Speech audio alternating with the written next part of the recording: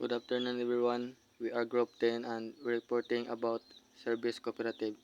I'm first reporter, Ronel Ipiraren Jr. All persons are consumer of service. In primitive society, most service were rendered free.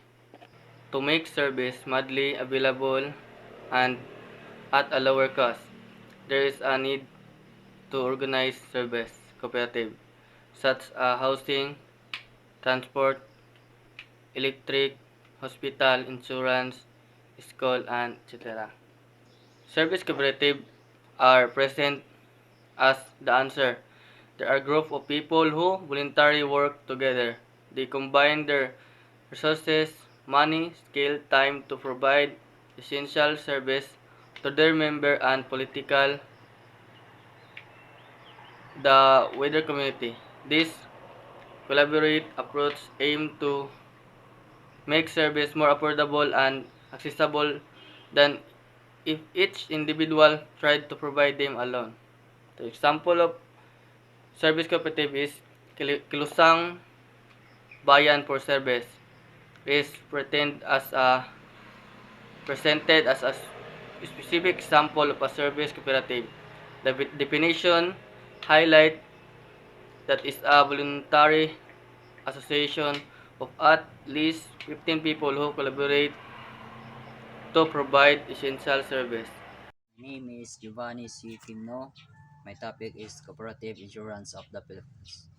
The Cooperative Insurance System of the Philippines was organized on January 25, 1974 at the Asian Labor Education Center, Diliman, Quezon City, Region.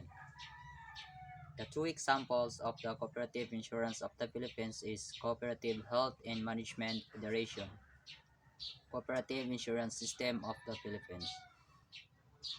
1. To provide low-cost insurance to members of cooperatives, free cooperatives, their federation, for unions, and other cooperatives-oriented groups.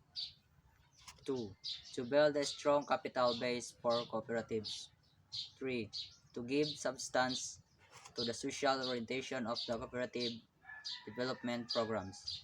And the last is to serve as a medium for spreading cooperative ideology. Characteristic: it is a cooperative enterprise and at the same time an insurance company with broad-based ownership base. 2. It is an economic undertaking with social content.